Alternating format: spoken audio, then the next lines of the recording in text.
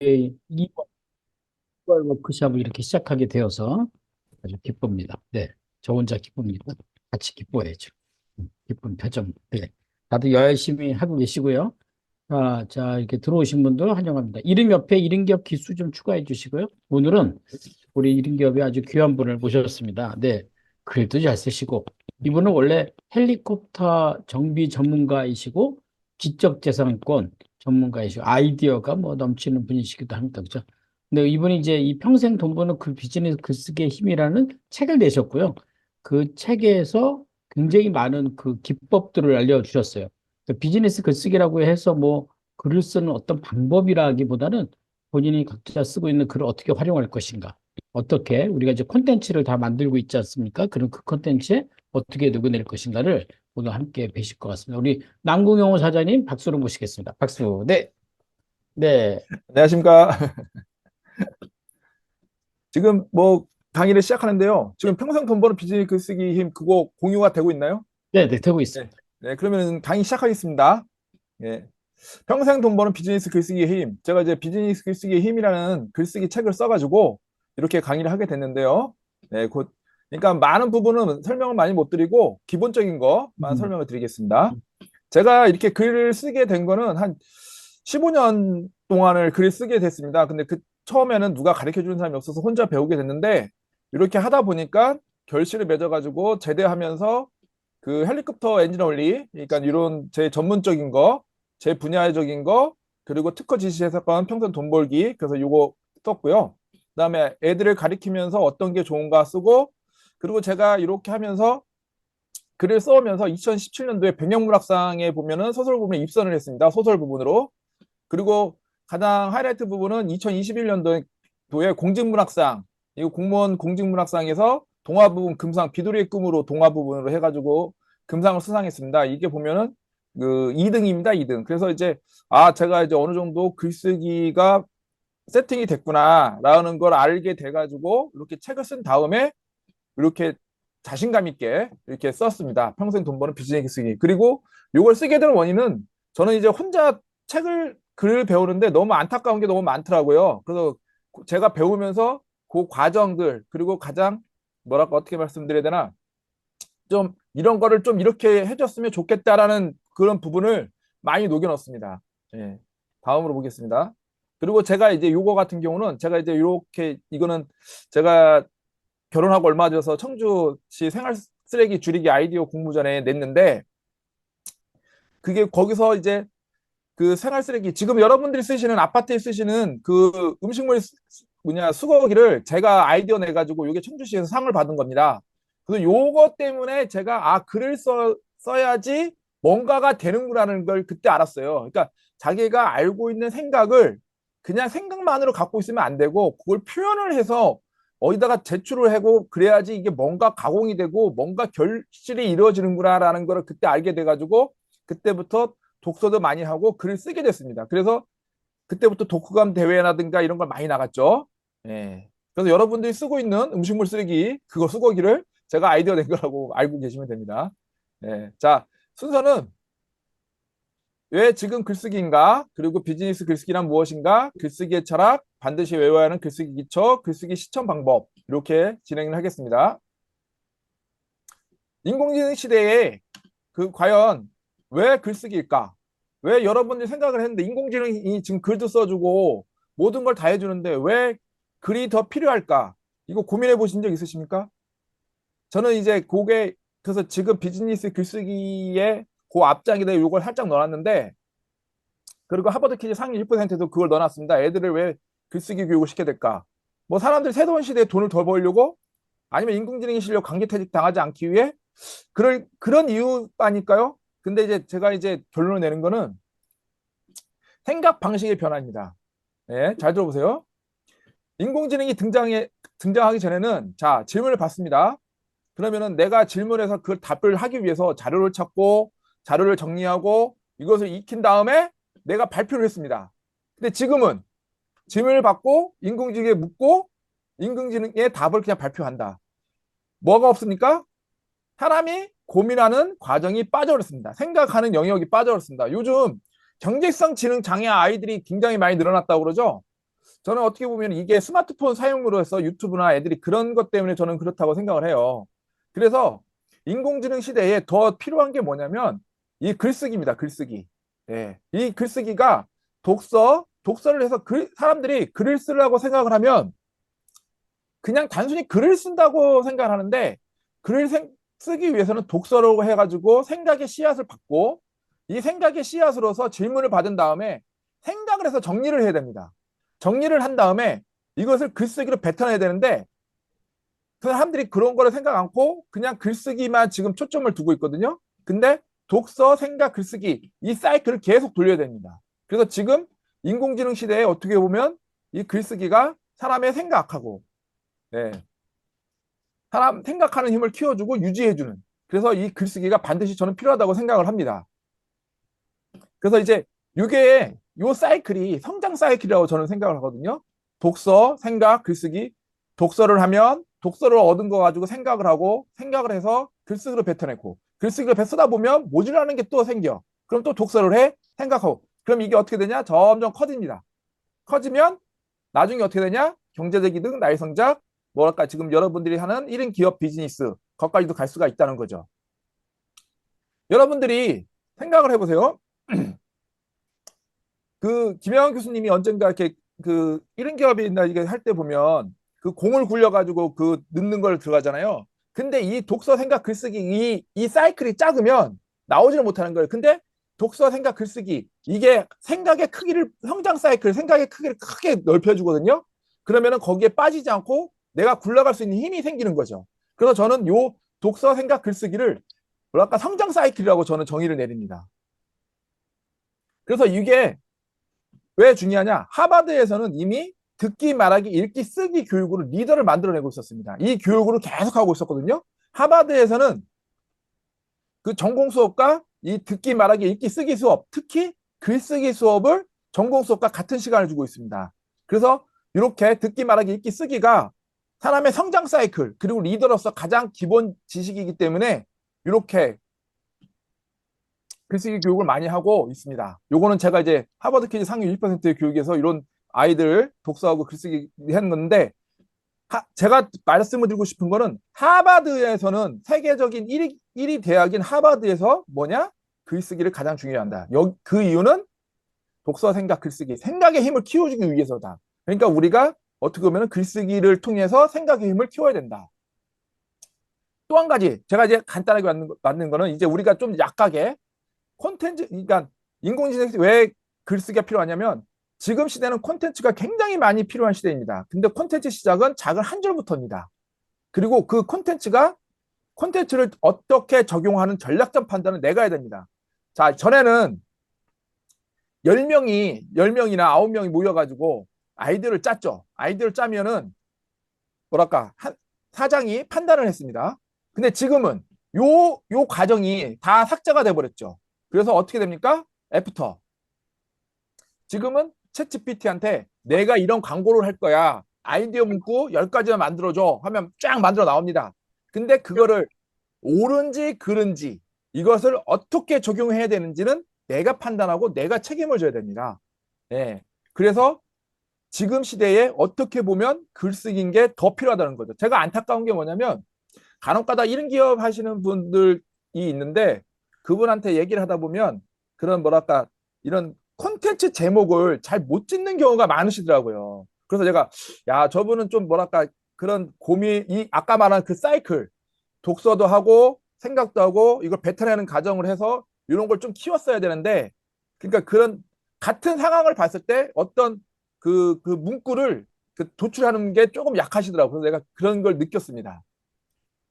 자, 이제 정확하게 하겠습니다. 비즈니스 기술은 무엇일까? 그래서 문학의 정의를 보면 문학은 사상이나 감정을 언어로 표현한 예술 또는 그런 작품, 시, 소설, 희곡, 수필, 평론 따위가 있습니다. 표준 국어사전. 비즈니스는 금전을 대가로 상품을 제작, 구매, 판매하거나 서비스를 제공하는 행위. 영영사전 구글 번역에서 나온 건데 우리는 이 글쓰기를 문학적인 영역에 계속 집어넣고 있었습니다. 학교에서도 배우는 게 문학적 영역이고. 그런데 우리가 그래서 이제 팔려고 하면 이 글을 어떻게 쓰냐에 따라서 아까 말한 것처럼 콘텐츠가 가장 기본적인 단위이기 때문에 이 콘텐츠를 어떻게 표현을 하냐에 따라서 내 마케팅이 바뀌는 거죠. 그리고 큰 결론은 금전을 대가로 글 쓰는 행위, 경제적 이익을 추구하는 글쓰기. 예, 이렇게 될 수가 있습니다. 그래서 우리가 아는 비즈니스 글쓰기가 뭐냐면 기획서, 계획서, 보고서 를 이용하세요. 이렇게 되고 있는데 제가 말하는 비즈니스 글쓰기는 동화, 소설, 웹소설, 에세이 이런 것까지도 다 비즈니스 글쓰기가 된다. 왜? 독자가 읽어주어 경제적 이득을 취했기 때문입니다. 글은 독자가 읽어주지 않고 독자가 외면을 하면 글이 아닙니다. 예, 그거는 내 생각을 그냥 적어오는 것 뿐입니다. 그거는 글쓰기가 글쓰기겠지만 그거를 확장하지 않은 글쓰기가 되는 겁니다. 그래서 우리가 생각지 못한 이제 비즈니스 글쓰기 예를 들어보겠습니다. 그러니까 좀 더 생각을 더 해보시라고. 안나 까레니나 이거는 톨스토이가 썼는데 여기에 세 커플이 나옵니다. 세 커플이 나오는데 이 커플 중에 그 보면은 이제 안나 까레니나서 치정 소설이기 때문에 사람들이 대부분 좋아하는데 여기서 읽어보시면 레빈이라는 청년과 거기 그 여자친구가 있는데 그 그때의 러시아 상황을 조금씩 비판을 넣고 그리고 러시아가 어떻게 변하고 사람이 어떻게 가야 되는 건가를 얘기를 하고 있습니다. 그런데 그거를 안나 까레니나는 이쁜 여자가 등장하고 그것도 사람들이 좋아하는 치정을 이용해서 사람들이 읽게 만들어서 결국에는 자기 내용을 전달하게 하는 거죠. 정글만리 조정래 선생님이 쓰신 건데 정글만리 이때 그 출판하기 전에 조정래 선생님의 강의를 들었었는데 이때 선생님이 하시는 얘기가 한국인에게 중국은 어떻게 다가오고 우리가 어떻게 대비해야 되는가를 알려주고 싶다고 하셨어요. 근데 조정래 선생님이 만약에 그냥 사회 인문학 책으로 그렇게 썼다고 하면 사람들이 과연 읽었을까요? 안 읽습니다. 그래서 조정래 선생님은 이 사람들이 읽게 만들고서 그 안에 자기의 생각을 넣어준 거죠. 우리가 어떻게 나아가야 되는가. 그렇게 했기 때문에 정확하게 진짜 어떻게 보면 사람들의 심리를 정확하게 이해한 거죠. 그리고 여기에 보면은 달달한 에피소드도 이거냐 사랑 에피소드도 넣어가지고 독자들이 계속 읽을 때 지치지 않게 가는 거죠. 굉장히 저가 보면은 어떻게 비즈니스 글쓰기에 가장 최적화된 글이라고 저는 생각이 듭니다. 그리고 저가 이 마지막은 제가 이제 동화 부분 비둘기의 꿈이라고 해가지고서 이제 구글에서 비둘기의 꿈이라고 치시면 나오는데 이 저도 이걸 쓰기 전에 이거를 공모하기 전에 어떻게 동화를 써야 되는지 그거에 대해서 굉장히 연구를 많이 했습니다. 그리고 아이들은 어떤 걸 좋아하고 그래서 동화 부분을 그 베스트셀러 잘 나간 동화책을 보고서 연구도 하고 네, 이렇게 연구를 했기 때문에 이게 제가 동화 부분이 뽑힌 거죠.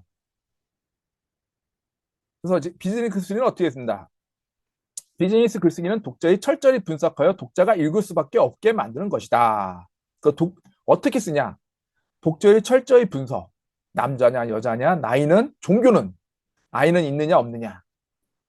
그 다음에 독자의 고민을 파악. 뭘 좋아하느냐, 어떤 문제를 갖고 있느냐. 그 다음에 고민을 해결사항. 아, 저분이 이야기를 듣고 싶어 하면은 어떤 이야기를 넣어주고, 사랑하는 이야기를 듣고 싶어지면 사랑하는 이야기를 넣어주고, 그리고 만약에 진짜 고민이 있으면 고민을 해결하는 상황을 넣어주고, 그 다음에 이것을 어떻게 전달할 것인가, 전략을 구성. 그러니까 말하자면 그냥 글을 쓰는 게 아니라 저 사람은 스토리에 대해서 굉장히 좋은 감정을 갖고 있거든요. 그래서 이야기를 좋아하고 감정을 좋아하고 그래서 스토리를 전달할 것인가, 그다음에 아니면 결론을 먼저 두고 해결책을 둘 것인가, 아니면 감성이 호소할 것인가, 이성이 효과할 것인가, 전략 구성하고 마지막에 필력으로 전달하는 겁니다. 그러니까 이 글을 쓰는 거라는 거는 요 기능적인 부분인데 이 비즈니스 글쓰기는 요 과정이 쫙 들어가야 되는 거죠. 만약에 사람들이 일단 뭐 글을 써야 된다고 해서 글을 쓴다고 이야기를 한다고 해서 뭐 그냥 에세이를 쓰는 거는 그거는 에세이는 제가 보기에는 그거는 그 비즈니스 글쓰기보다는 그냥 자기 마음의 배출이죠. 예. 그거를 어떻게 보면은 비즈니스와 연결할 수 없죠. 가장 비즈니스 연결되는 게 마케팅 그리고 어떤 고민을 해결하는 철학적인 거. 그러니까 독자를 철저히 분석, 독자의 고민을 파악해서 고민을 해결해 주는 사항. 이렇게 가는 겁니다. 자, 다음에 가면요. 자, 책 쓰기 분야에서 비즈니스 글쓰기 적용한다면 자, 여기 세 개가 있습니다. 도깨비. 이거 아주머니들 사이에서 엄청나게 유행이었죠? 그 다음에 김비서는 왜 그럴까? 이게 웹소설에서 대박난 웹소설입니다. 이게 드라마화까지 됐고요. 그 다음에 그레이 50가지 그림자. 이게 지금 영화까지 만들어졌지만 이게 원래 출판사에 출판을 하러 갔다가 출판을 안 해가지고 자비 출판을 낸 출판입니다. 근데 이게 대박이 터져가지고 세계에서 두 번째로 많이 팔린 소설책입니다. 우리나라에서는 이렇지만 왜 이걸 제가 보여줬을까요? 어떤 공통점이 있을까요? 이게 그레이 아나토미, 이게 그레이 50가지 그림자 작년에 350억 벌었다고 19년도에 그냥 소설 인쇄로만. 자, 왜 이렇게 된 걸까요? 왜 이거를 제가 보여드린 걸까요? 콘텐츠 소비의 70%의 소비는 3, 40대 여성입니다. 그래서 뭐랄까 그 우리나라 드라마가 대부분 로맨스나 치정으로 가는 겁니다. 대화 드라마가 크게 잘 안 되죠. 그래서 대화 드라마 비중보다는 대부분 달달한 로맨스, 치정 이런 거에 관심이 많죠. 자, 그러면 우리는 어떻게 적용을 해봐야 될까요? 내가 글을 써가지고 내가 어떻게 전달을 하거나 내가 글을 써가지고 좀 비즈니스 영역을 확장시키고 싶다. 그럼 자, 어떻게? 웹소설을 쓰더라도 로맨스 부분을 좀 많이 쓴다. 네. 요게 그리고 책을 쓰더라도 아이들과 관련된 책을 쓴다.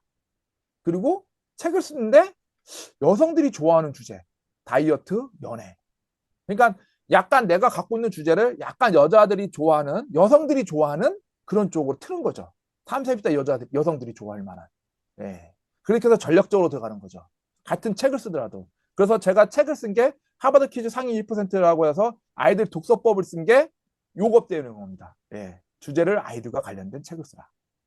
자, 그래서 이제 저도 요거를 제가 몸으로 체험을 했습니다. 이게 뭐냐면 자청의 역행자 있지 않습니까? 역행자가 책을 처음으로 냈을 때 어떤 비즈니스를 했냐면 1세에서 책을 산 사람들을 보면 코드가 있었어요. 그러면은 자기네들이 코드를 뽑아가지고 10명을 자청과 이렇게 함께 산악회를 하는 그런 게 있었습니다. 그때 제가 다리를 다쳤었거든요. 다리를 다쳤는데 제가 왜 갔느냐? 저도 뽑혔어요. 10명 중에 뽑혔습니다. 근데 제가 왜 갔느냐? 하버드 퀴즈 상위 1%그 책을 출판할 때 추천서를 부탁하러 갔었어요. 근데 결국에 안 해줬는데 그 송수용 대표님이 들이대 일단 던져보고 판단은 그 사람이 하는 거야 해가지고 그런 정신으로 다리를 이렇게 기부스를 하고서 쩌뚝쩌뚝해서 갔는데 이때 잘 보세요. 자, 10명 중에 남자가 딱 2명입니다. 네. 그러면 아까 그거 말하죠. 콘텐츠의 책이나 그런 콘텐츠의 소비는 3, 30대 여자가 70에서 80%라는 게 숫자적으로 딱 나옵니다. 저는 그걸 딱 보고 아, 그렇구나. 이걸 몸으로 느꼈습니다.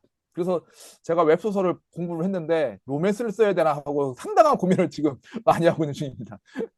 그래서 이게 제가 하고 싶은 얘기는 아까 이게 성장 사이클인데 비즈니스 글쓰기 사이클이랑 똑같습니다. 이게 보면은 독자를 분석하고 독자의 고민을 파악하고 고민을 해결하고 전략 구상하고 전달하고 어떻게 보면 비즈니스 활동과 가장 유사합니다. 그래서 저는 요게 김영환 교수님의 수업을 딱 들으면서 야, 저게 어떻게 보면은 내가 한 활동하고 크게 비슷하구나. 그럼 이게 어떻게 보면 성장 사이클이 될 수가 있겠구나라는 걸 저는 느꼈습니다. 그래서 이제 이제 여기까지 이제 비즈니스 글쓰기가 왜 필요하고 비즈니스 글쓰기가 뭔가를 나타냈습니다. 그리고서 이제 다음에는 이제 글쓰기가 왜 필요한지, 어떻게 글쓰기를 준비해야 되는지 합니다. 일단은 글쓰기를 막연하게 생각하지 마시고 근데 글쓰기 철학적인 부분을 알아야 됩니다. 글쓰기 어떻게 보면 기본적인 마인드라는 거죠. 네, 그래서 이건데 여기 보듯이 글쓰기는 대작가도 어렵다. 그러니까 나만 어려운 게 아니라 그 사람들도 어렵다는 걸 다른 사람도 어렵고라는 걸 기본적으로 알아야 된다. 이거 두뇌적인 것도 있고 글쓰기는 창조가 아니라 모방이다. 그렇기 때문에 독서에 많이 해야 되고 꾸준한 독서와 메모는 글과 생각의 기본 조건. 깊이 있는 글은 고전에서 나온다.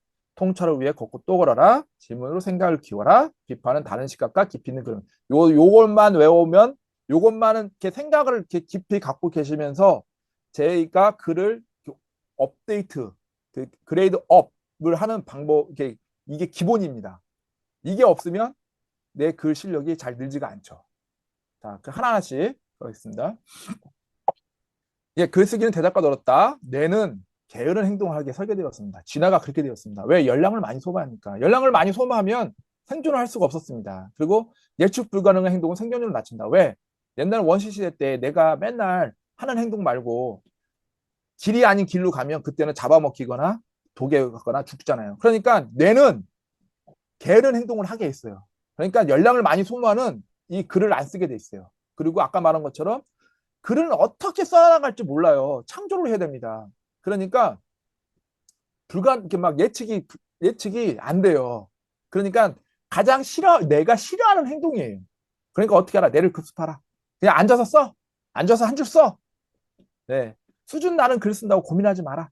그러니까 글을 쓰는데 남들하고 막 비교하지 마요. 일단 쓰세요. 그리고 한 번에 하나씩 직접적 사고를 하라. 일단 글 쓰고 나중에 태고하고 이렇게 해야지 처음부터 이거를 잘 쓰려고 막 앞에서부터 막 하면은 아까 말한 것처럼 계속 생각에 꼬리를 물기 때문에 진행이 잘 안 됩니다. 그러니까 한 번에 하나씩 직렬적 사고 그리고 독서와 질문으로 싱크뱅크에 적후하라. 네.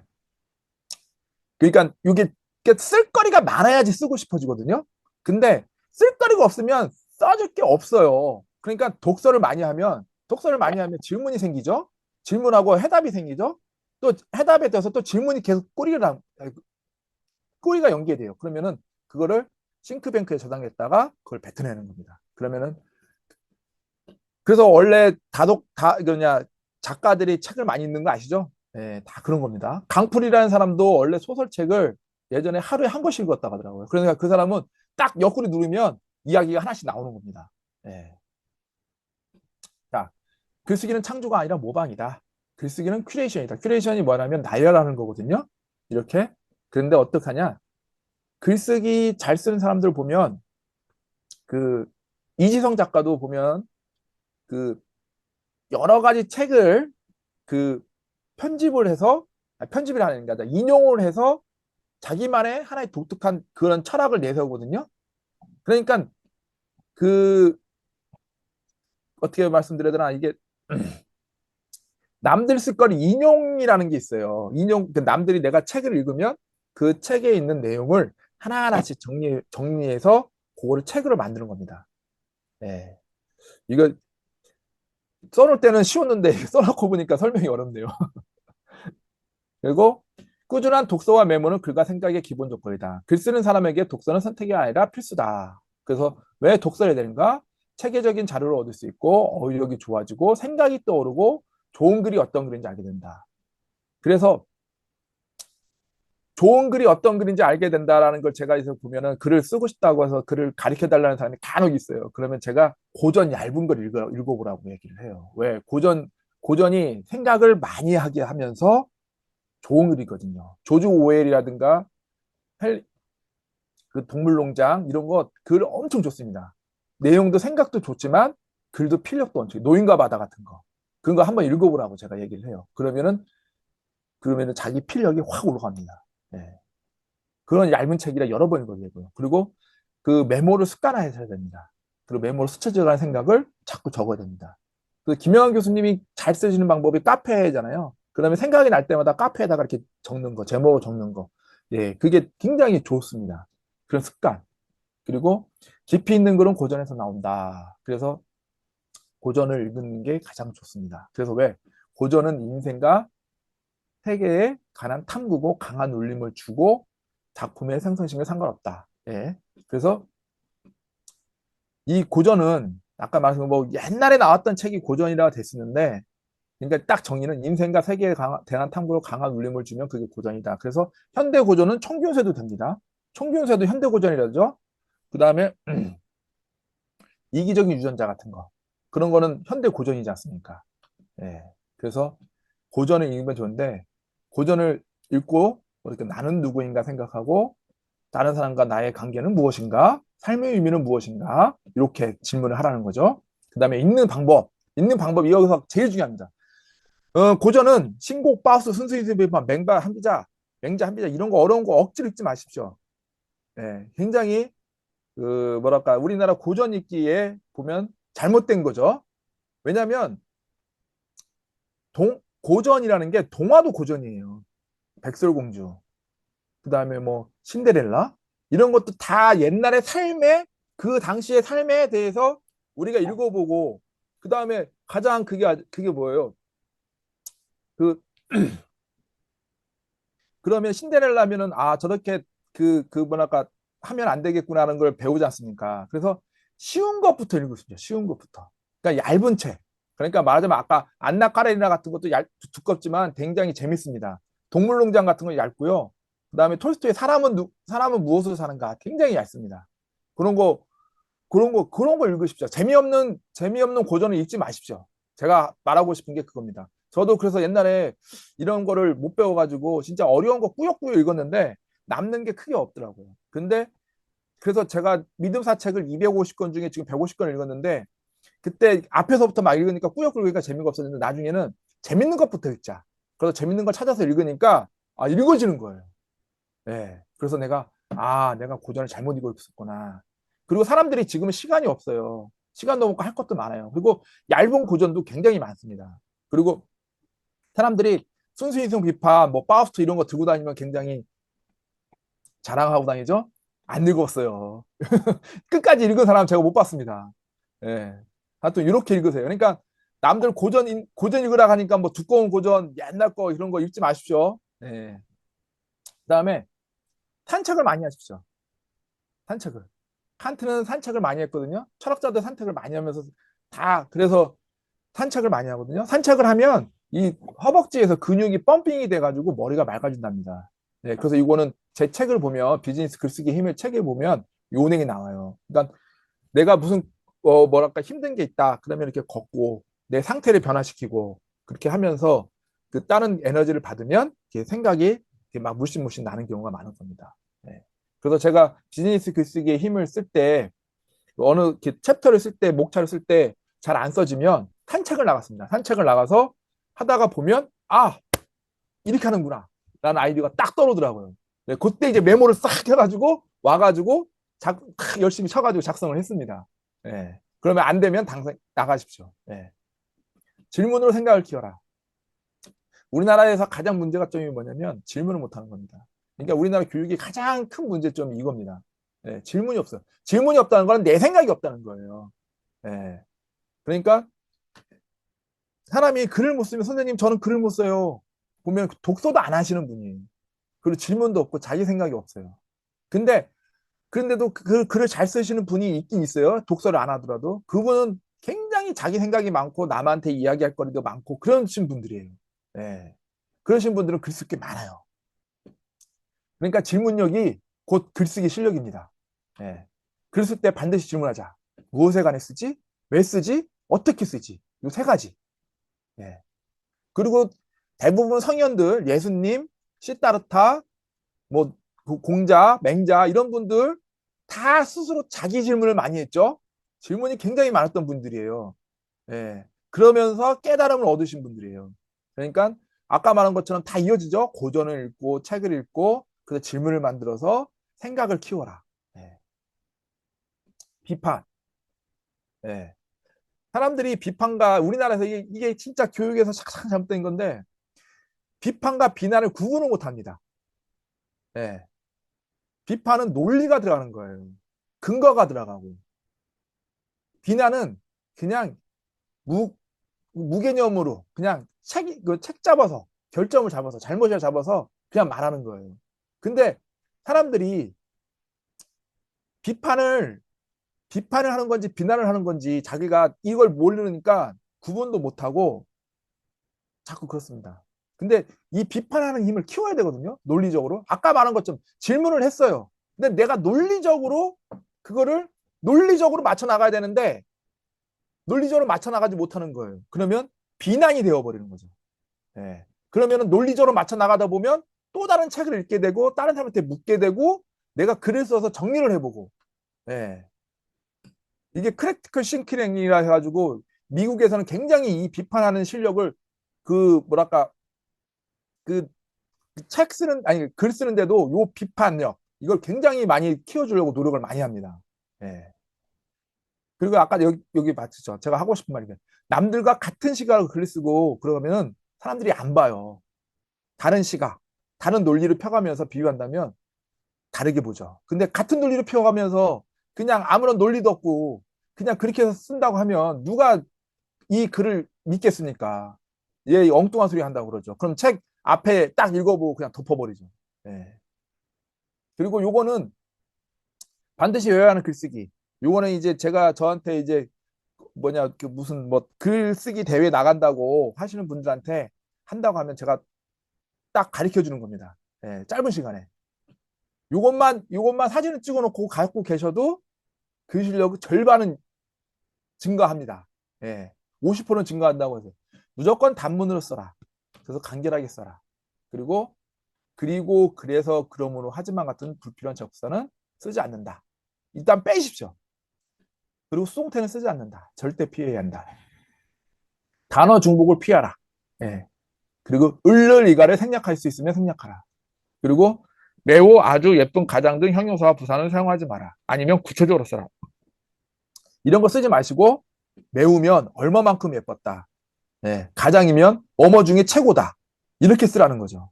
그냥 매우 아주 최고야. 이런 말은 쓰지 말라는 거죠. 아까 말한 것처럼 뭐랄까 사람들한테 논리적으로 보이지가 않는 거예요.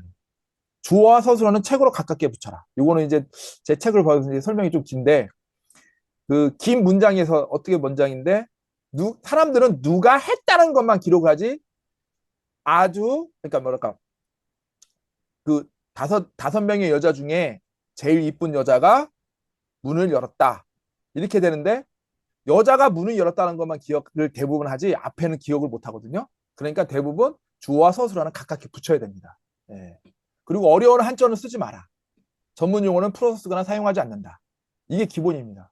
중학교 2학년 수준. 예. 그리고 의는 무조건 빼라. 요게 그 지금 40대 이상인 분들이 옛날에 그 공학을 배울 때 일본어를 번역한 책을 많이 봤기 때문에 의가 많이 들어갔습니다. 그래서 이제 그게 많이 습관이 남았거든요. 그래서 이제 되도록이면 의는 무조건 빼는 방향으로 가십시오. 예. 반드시 외우십시오. 이게 설명을 더 해줄 수 있는데 이걸 설명을 하다 보면 시간이 너무 오버가 됩니다. 예. 그다음에 글쓰기 시청 방법. 제가 그러면 사장님 아까 뭐뭐 의라고 얘기한 게 네. 그 1호에서 노를 얘기하는 거죠? 네. 그러니까 누구의 소유라든지 네. 근데 그게 9개 뜻이거든요.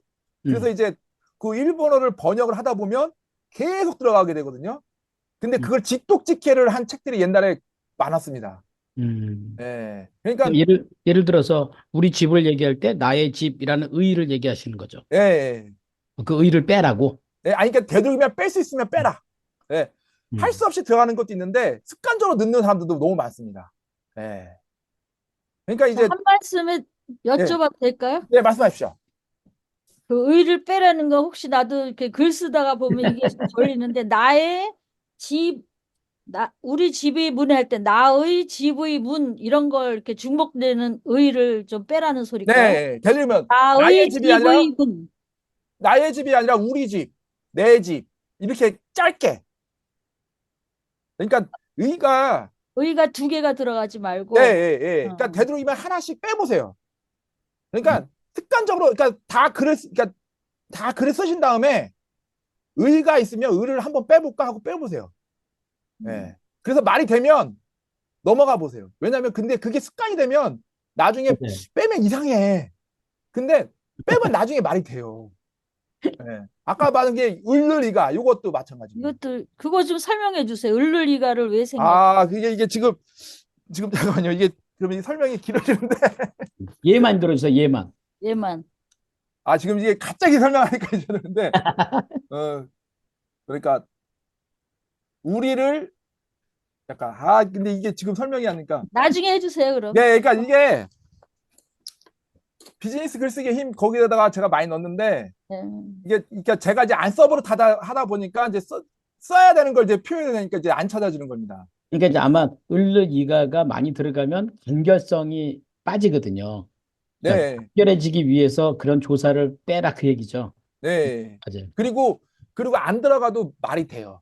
음. 네. 그러니까 그러니까 이제 이게 신문의 헤드라인을 보면 을르 이가가 없잖아요. 네, 맞습니다. 그러니까 네, 그렇게 쓰라는 거죠. 그죠? 네, 정확합니다. 네. 음. 그래서 요게 요걸 하나하나씩 다 설명을 해드리려면 이게 요 1시간 갖고는 모질랍니다. 근데 그래서 그게 이게 이제 요렇게만, 네. 맞을 때도 있고 안 맞을 때도 있기 때문에 그러니까 간결한 게 지금 작가님의 강조인 것 같아요. 그죠? 네. 짧게 쓰면 그러니까. 을리가도 빠지고요. 의도 맞아요. 빠집니다. 맞아요. 그러니까 제 책에서도 하는 얘기가 음, 일단 단문으로 써라. 그렇지. 네, 그러면 이게 을리가도 빠지고 의도 빠집니다. 그러니까 신문의 헤드라인처럼 네. 광고 카피처럼 한 단어로 한 문장으로 간결하게 얘기할 수 있도록 해라 그 얘기죠. 네. 그리고 쓰더라도 문장을 쓰더라도 이걸 자를 수 있으면 잘라버리십시오. 이렇게 맞아요. 네. 근데 이게 그러니까 요거를 이렇게 많이 이게 요것만 해도 한 2시간을 해야 될 겁니다, 이게. 그게 아마 네. 이제 말하는 대로 글을 쓰는 연습 때문에 습관 때문에 그런 것 같아요. 네. 네. 자, 다음, 네. 다음 가겠습니다. 이게 제일 중요합니다. 글쓰기 실천 방법. 요게 제가 이제 실천한 방법입니다. 그래서 여러분 글을 쓰고 싶은데 실천을 하지 않으면 글이 안 써집니다. 아니 그거는 그러니까 노력을 안 하는 거죠. 아까 말한 성장 사이클을 돌리지 않는 거랑 똑같은 거예요. 그러니까 내가 그냥 김영호 교수님이 맨날 하신 거 있잖아요. 나 돈 벌어야 되는데 뭐지? 돈 버는데 뭐지? 이것만 하는 거야, 이것만. 예. 네. 그래서 어느 분한테 제가 글쓰기 강의를 이렇게 무료로 해드렸어요. 그 자기가 뭘 쓰고 싶다고 하셔가지고 그래서 그거를 2시간인가 3시간 해드렸는데 한번 써서 갖고 와 보십시오라니까 안 갖고 오시는 거예요. 네. 그러니까 그분은 김영호 교수님 맨날 얘기했잖아요. 강의만 듣는 분이신 거예요. 네. 이해하셨죠? 자, 이게 생활 속에서 글쓰기 실천 방법. 이게 제가 이 방법으로 그 글 실력을 높인 겁니다. 예. 그러니까 여러분들도 생활 속에서 할 수 있습니다. 그래서 이게 책을 읽었으면 반드시 서평을 써라. 책을 읽으면 그냥 책만 읽어서 그냥 책을 끝까지 덮으면 안 됩니다. 그러면 기억이 안 남아요. 기억력 곡선 있잖아요. 그러면 어떻게 하냐면 책 뒤에다가 내가 이렇게 쭉 써놓던지 그러면 내가 몇 월 며칠 날 몇 년도에 몇 월 며칠 날 이렇게 했다 읽어왔다 어떤 내용이었다라고 간략하게 써가지고 딱 놓으면 내가 책을 보더라도 그 간략하게 쓴 게 있으면 다시 기억이 딱 들어오더라고요. 예. 그렇게 하시면 되고요. 그리고 만약에 책을 아끼고 싶다. 그럼 블로그에 서평을 남기십시오. 예, 블로그. 그러니까 블로그 내가 쓸 거리 없다 하시는 분들이요. 블로그에다 서평만 남기십시오.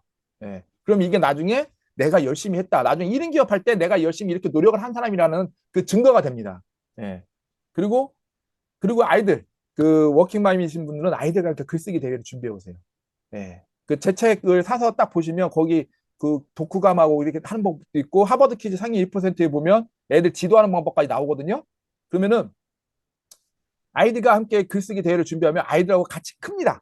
그러니까 요번에 어떤 대회를 준비해보자라고 애들이 방학 때 챌린지처럼 하는 거예요. 요번에 방학 때 이거 한번 도전해보자 해가지고 같이. 그러면은 아이들도 같이 그 성장 사이클 돌리는 거죠. 그러다가 우연찮게 상을 받으면 이제 자기가 이제 나 글 잘 쓰는 사람이야. 아이덴티티가 돼가지고 자기도 쫙 올라가는 거죠. 그럼 이제 글쓰기에 자신감 있게 붙고. 네. 그리고 해설을 무엇을 써야 한다면 도전해보자. 그러니까 해설, 연설문, 공적조서, 사유서. 뭐 이게 안 됩니다 하는데 저는 이제 그 어떤 케이스냐면 공적조사로 이렇게 그 공무원이나 군은 상을 받으면 공적소설을 쓰라고 돼요. 그런데 어떤 사람들은 상을 준다고 하면 이 공적조서를 쓰기 싫어가지고 저 상 안 받을 때는 사람들이 있어요. 그러면 제가 옆에서 첫째, 둘째, 셋째 하면서 한 5분 만에 쳐주면 야, 어떻게 그렇게 잘 치냐? 그래가지고 그래서 많이 써줬는데 그러니까 이런 거 이렇게 좀 이게 일이라고 생각하지 말고 한두 번씩 써보는 것도 괜찮을 것 같습니다. 그리고 여러분들에게 하는 거는 작은 공모전. 요게 글 실력을 높이는 가장 좋은 방법입니다. 네. 그래서 요게 공모전을 도전을 해보면은 저도 이게 그쪽의 심사위원 어떤 글을 써야 되는가 아까 말한 것처럼 그쪽의 독자를 분석하게 되죠.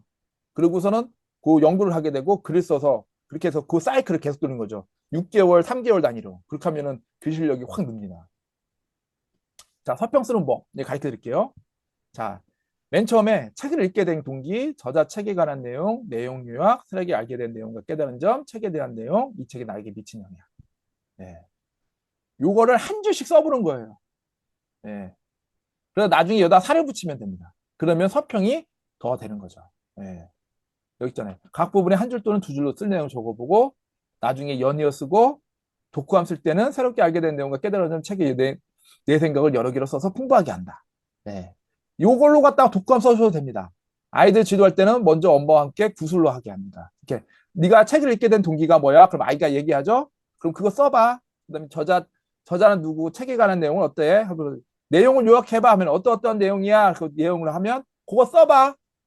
나중에 요거를 집합해서 쓰기만 나열만 시키면 독후감이 됩니다. 그래서 저는 이렇게 애들하고 요거를 해가지고서 많이 독후감을 많이 썼죠. 그리고 공모전 준비하는 방법. 공모전 준비하는 방법은 엽서시 사이트와 아이들 학교 도서관에서 엽서시 사이트라고 있습니다. 그리고 도서관에 가면 여기 시나 마을에서 하는 그런 공모전 같은 게 있어요. 뭐랄까 편지 쓰기, 뭐 무슨 독후감, 뭐 이런 게 있거든요. 적극적으로 참여하십시오. 네. 그래서 처음은 작은 공모전을 준비합니다. 네. 그러니까 뭐 아까 말한 것처럼 뭐 학교에서 뭐 부모 글쓰기 대회를 엽니다 하면 하세요. 네. 준비하시고 아까 말한 것처럼 연구해서 심사위원들은 어떤 걸 좋아할 거야? 어떻게 쓰지? 그럼 독후감 잘 쓴 걸 한번 보고 읽어보고 쓰는 거예요. 한 달, 두 달, 3개월 준비해가지고. 예. 그다음에 처음에 클 때는 뭐 소설 이런 거 하지 말고 수필, 독후감, 여행기 작은 것부터 작은 것부터 시작하는 겁니다. 그리고 적극적으로 이제 주차 측에 열려서 과거 수상작을 보고 분석합니다. 이게 내 글이 발전되는 순간입니다. 과거 수상작, 작년, 재작년 걸 딱 보고 쓰는 겁니다. 1등 작품만 보세요. 그러면 이런 작품이 뽑히는구나. 이 사람들은 왜 뽑혔지? 아까 말한 거 독자를 분석을 하는 거죠. 분석하는 그 힘이 키워집니다. 그 다음에 거기다가 내 글을 넣는 겁니다. 그 다음에 내가 원하는 글이 아니라 주최 측이 원하는 글을 쓰는 겁니다. 그러면은 맨날 사람들이 에세이라든가 어디 책 쓰기 그런 데 가면 자기 걸 쓰라고 해요. 근데 제가 책을 쓸 때 그 편집장님이 딱 그 얘기를 하더라고요. 이렇게 뭐 그 도입 부분 쓸 때 딱 써서 하니까 저한테 딱 그러더라고요. 그분은 이제 제 책을 열심히 팔아보고 싶으니까 하는 얘기가 딱 하신 얘기가 사람들은요, 남이 일에 대해서 관심 없습니다. 자기 일에 대해서 관심 있는 것만 있습니다라고 하더라고요. 그러니까 그러니까 이런 훈련이 되는 거예요. 내가 쓰고 싶은 글이 쓰는 게 아니라 저 주최 측이 원하는 글, 그걸 맞춰주는 훈련이 되는 거죠. 그럼 나중에 내가 어떤 글도 쓰게 돼요. 네. 뭔 얘기인지 가시죠? 그리고 주말에 쓰고 주중에 태고로 계속해라. 태고로서 진짜 글이 발전하는 겁니다. 이게 아니다 싶으면 뒤집어 엎어서 쓰고. 그래서 짧은 글을 쓰라는 겁니다. 네. 접수 종료일 기준으로 3일 전에 접수를 하십시오. 왜냐하면 그 이메일이나 그런 게 막 폭동합니다. 그리고 당일날 접수가 안 되면 내가 노력을 하지 않는 것이다. 왜냐하면 3일 전에 접수를 해서 접수가 됐는지 꼭 전화를 해보시고요. 그렇게 하다 보면 이게 되는 겁니다. 저도 그래서 군에 있을 때 독후감 대회는 반드시 나갔어요. 6개월마다. 그러니까 그렇게 해서 참모총장상도 몇 개 받고 해외여행대도 갔다 왔습니다. 네. 그러니까 여러분도 그렇게 요걸 하면 공모전에 당선이 되면 20만 원, 30만 원 주는 게 많아요. 그러니까 여러분들 이렇게 이게 나의 성장 사이클을 돌리는 가장 좋은 겁니다. 그래서 내가 사람들한테 꼭 이걸 추천을 합니다. 네. 이거 안 하면 늘지 않는다고. 그리고 제가 워킹맘에 하고 싶은 말, 이 워킹맘들이 많으셔가지고 하는데, 그리고 이게 제 책에 들어가 있는 내용인데, 인간이 손으로 창조한 수 제일 멋진 글은 이런 글쓰기다라고 합니다. 그래서 성장의 기쁨도 있고, 창조의 기쁨도 있고, 감정 개출의 기쁨도 있고, 안과 깨달음의 기쁨도 있고, 이게 글을 쓰다 보면 이런 걸 느낍니다. 성장의 기쁨은 뭔지 아시잖아요. 내가 글을 쓰다 보잖아요. 그러면은 내 글을 내가 읽으면서, 야, 내가 이때 이렇게 글을 잘 썼어? 야, 많이 늘었네? 칭찬할 때가 있어요. 그리고 창조의 기쁨. 뭔가 하나 콘텐츠를 생산을 해놨잖아요. 남들이 뭐 보고서 이제 반갑습니다 하면 창조의 기쁨. 감정 배출. 나의 감정이 어떤가 배출의 기쁨. 요거는 에세이만. 예. 그 다음에 안과 깨달음의 기쁨. 글을 써서 뭔가 정리를 한다는 거는 내가 그 지식을 정리를 해가지고 내 체계적으로 넣는다는 거거든요. 이런 기쁨이거든요. 자, 그래서 이제 제가 하고 싶은 얘기는 여성 워킹맘들이 가장 대단하다는 게 인간이 할 수 있는 것 중에 가장 고귀한 일은 출산과 육아입니다. 한 생명을 창조하고 인격을 가진 객체로 성장시키고 그 주체는 어머니입니다. 근데 그리고 남자는 하지만 남자는 육아밖에 경험을 못합니다. 어떻게 보면은 그리고 어머니는 위대한 존재고 그래서 거기에다가 글쓰기까지 들어갑니다. 예, 인간이 손으로 창조한 것 중에 제일 멋진 일은 글쓰기고 인간이 할 수 있는 것 중에 가장 고귀한 출산과 육아. 그러니까 어떻게 보면 이 워킹맘들이 하시는 분들 중에 그다음에 이제 글까지 배우신 분들은 참 그 대단하신 거예요. 제가 보기엔. 예, 그래서 이걸 아까 말했던 그 글쓰기 포기하지 마시고요. 이렇게 조금씩 쓰다 보시면 나중에 그냥 자서전 같은 거 그냥 그런 것까지 내주면 괜찮습니다. 그러니까 제가 이제 느낀 거, 그다음에 제가 느낀 내용이 글을 쓰는 것은 깨움과 배달음의 연속이다. 왜? 배움과 깨달음 없이는 좋은 글을 쓸 게 없기 때문이다. 깨움, 그 논어나 성경 그런 게 대단하다는 게 왜냐면 그분의 깨달음, 배움과 깨달음이 거기에 녹아 있는 글이잖아요. 네. 그렇기 때문에 우리가 지금까지도 2000년이 지난 상황에서도 저희가 계속 읽고 있는 거잖아요. 네. 그러니까 아까 말한 것처럼 독서, 생각, 질문으로서 이 글을 쓰지 않으면 이거 않고 그냥 어디 가서 뭐 책 낸답니다 하고서는 그냥 내가 원하지 않는 그냥 그런 질문도 없이 그런 고민도 없이 책을 쓴다고 하면 그거는 좋은 책이 아니 되는 거죠. 좋은 글도 안 되는 거고 내가 성장이 되지도 않고 그냥 어떻게 보면 노동밖에 안 되는 거죠. 예. 그러니까 글 쓰는 것처럼 배움과 깨달음 연습이고 글 쓰면서 행복한 노년을 준비하세요. 제가 해드리고 싶은 게 그겁니다. 예. 글쓰기 그러니까 요거는 제가 선언하는 겁니다. 제가 요번 기회에 제가 이제 요번에 그 맨날 이런 거를 그런 걸 어떻게 하고 싶은가라고 했는데 몸이 움직이지 않더라고요. 그래서 제가 이제 성장하는 비즈니스 글쓰기 한 줄부터 책 쓰기까지라는 그런 강의를 좀 한번 준비를 해보려고 합니다. 제가 이제 반드시 해가지고 요거 이게 여러분들 선언을 하는 겁니다. 그래서 이제 제가 어떤 강의를 하려고 하냐면 글쓰기 기본부터 혼자 책 쓰는 것까지. 그러니까 이제 글쓰기 기본으로 혼자 책 쓰는 힘을 만들어 주려고 하는 겁니다. 책을 써서 뭐 어떻게 뭐 출판하는 게 아니라 쓰는 힘을 만들어 드리는 겁니다. 그리고 강사의 핵심 가치는 함께 성장, 이해 관용인데 저희 같은 이제 이호처럼 함께 성장하고 그다음에 책을 쓰는 것이 목표가 아니라 글을 쓰며 함께 성장하는 것. 그리고 제가 이제 이렇게 그 멘탈 코칭이라는 그런 과정을 들었습니다. 그래서 이제 여러분들한테 어떤 코칭을 해가면서 포기하지 않고 글 쓰면서 그다음에 이게 제가 느꼈던 거 제가 이제 다른 여기서 왜 내가 있냐면 다른 글쓰기 이런 걸 보면은 그러니까 뭐랄까 글 쓰는 거를 이렇게 하지 않고 그냥 강의 위주로만 가거든요. 저 같은 경우는 이제 글을 계속 써오면서 계속 검사하고 진짜 글을 쓰는 힘을 키워드리려고 합니다. 네, 그래서 강의 목표는 글쓰기로 성장 습관을 내재하여 지속 성장 가능한 나를 만든다. 이게 여러분한테 이렇게 선언을 했으니까 제가 올해는 꼭 이렇게 강의를 개설을 하도록 하겠습니다. 이렇게 요게 멘탈 코칭의 기법입니다. 예, 이게 기법입니다. 선언하기. 저는 여러분한테 선언을 했으니까 올해는 꼭 이런 강의를 준비해서 여러분들한테 한번 알려드리도록 하겠습니다. 뭐 강의를 안 들으셔도 상관없고요. 예. 자, 이렇게 이거 이제 제가 이제 배웠던 코칭 그 스쿨에 같이 해서 이렇게 공부했던 내용이 사진입니다. 자, 어떻게 뭐 질문 있으시면 얘기하십시오. 예, 이상 마치겠습니다. 예. 질문 있으시면 마이크가 꺼졌습니다. 우선 여기까지 우리 남궁용 사장님의 아주 멋진 강의를 들었는데 박수 한번 주실래요? 네, 감사합니다. 네. 자, 우선 단계별로 할게요. 제가 여기 줌의 채팅창에 주소를 하나 올렸어요. 보이시나요? 여기 줌 채팅창에 지금 참여하신 분들이 한 11분 정도 되시는데 요거 링크로 들어가셔서요. 제가 오늘 강의했던 요약을 간단하게 들으면서 좀 요약을 해서 올렸거든요. 오늘 강의 들으시면서 지금 뭐가 기억이 남으시는지 혹시 질문이 있으신지를 우선 여기 요 카페 댓글에다가 먼저 올리겠습니다. 자, 제가 지금 링크 올렸죠? 자, 링크 타고 가시면 되고요. 자, 껐다가